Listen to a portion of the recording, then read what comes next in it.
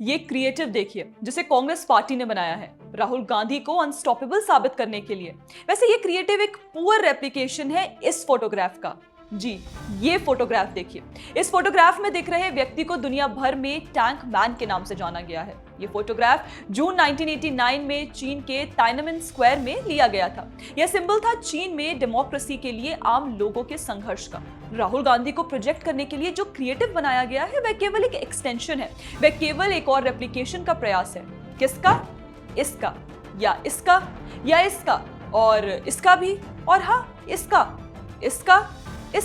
और इसका भी। ये सारे प्रयास एक ही दिशा में हैं और वे है राहुल गांधी को सुपर हीरो बनाने का।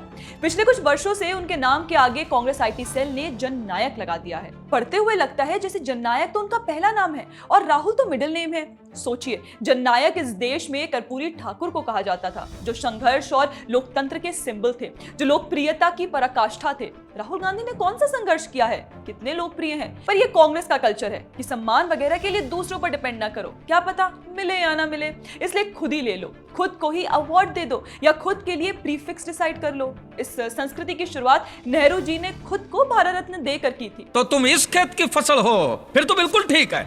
जब गोडाउन में ही गड़बड़ है तो शोरूम तो ऐसा ही निकलेगा ना, ठीक है। पर हम वापस आते हैं कांग्रेस पार्टी के उस क्रिएटिव पर जिसके बारे में हमने पहले बात की, यानी इस पर। जैसे मैंने पहले ही कहा, ये क्रिएटिव पुअर रेप्लिकेशन है उस टैंकमैन वाले फेमस फोटोग्राफ का।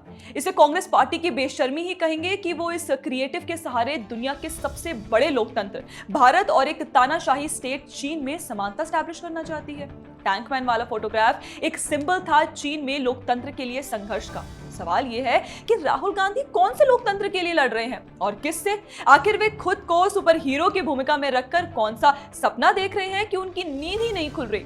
विडंबना यह है कि चीन के साथ सीक्रेट एमओयू साइन करने वाले राहुल गांधी चीन में डेमोक्रेसी की लड़ाई के सिंबल का इस्तेमाल करते हुए भारत में लोकतंत्र की लड़ाई लड़ते हुए दिखना चाहते हैं। अब आते हैं इस बात पर कि ये क्रिएटिव क्या दिखाता है। पिछले कुछ वर्षों में कांग्रेस पार्टी और उसके इकोसिस्टम ने राहुल गांधी की इमेज मेकिंग जिस तरह से की है, उसमें राहुल गांधी अपने ख्यालों में व्यक्तियों, संस्थाओं और इमेजिनरी दुश्मनों से लड़ते हुए देखते हैं। उनके सामने कोई विलन नहीं है, पर एक औसत और असफल व्यक्ति को खुद को हीरो साबित करना है तो वह एक विलन का आविष्कार करेगा। समस्या यह है कि राहुल गांधी इतनी बार असफल हो चुके हैं कि उन्हें हर व्यक्ति और हर संस्था में एक विलन नजर आ रहा है। वो और उनका इकोसिस्टम ये साबित करने पर आमदा है कि राहुल गांधी हैं तो हीरो, लेकिन उन्हें एक से अधिक विलन का सामना करना पड़ रहा है। इसलिए जनता अगर साथ दे देती तो वे खुद को सुपर हीरो साबित कर लेते।